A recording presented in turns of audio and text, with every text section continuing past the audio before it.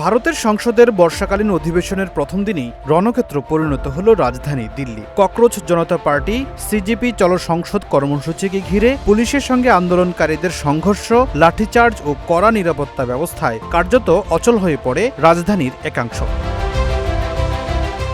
সোমবার সকাল থেকেই দিল্লির বিভিন্ন প্রান্ত থেকে সিজেপি নেতাকর্মীরা সংসদ অভিমুখে পদযাত্রা শুরু করেন। সংসদের দিকে অগ্রসর হওয়ার সময় পুলিশ তাদের বাধা দিলে শুরু হয় ধাক্কাধাক্কি। এক পর্যায়ে পরিস্থিতি নিয়ন্ত্রণের বাইরে চলে গেলে আন্দোলনকারীদের ছত্রভঙ্গ করতে পুলিশ লাঠিচার্জ করে। 5+ স্টার রেটিং প্রাপ্ত দেশের সর্বোচ্চ বিদ্যুৎ সাশ্রয়ী ওয়ালটন এসি স্মার্ট কমফোর্ট এখন নেক্সট লেভেলে।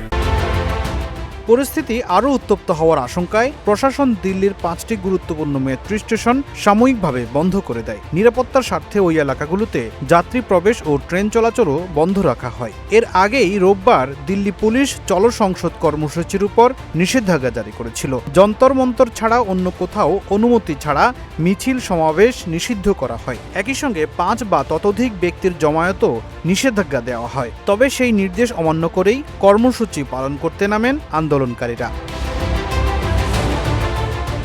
এদিকে নতুন রাজনৈতিক দল ককরোচ জনতা পার্টি গত মে মাসে 30 বছর বয়সী অভিজিৎ দীপ প্রতিষ্ঠা করেন। সামাজিক যোগাযোগ মাধ্যমে দ্রুত জনপ্রিয়তা পাওয়া দলটি শিক্ষা ব্যবস্থার সংস্কার, প্রশ্নপত্র ফাঁসের বিচার এবং কেন্দ্রীয় শিক্ষামন্ত্রী ধর্মেন্দ্র প্রধানের পদত্যাগের দাবিতে গত কয়েক সপ্তাহ ধরে আন্দোলন চালিয়ে আসছে।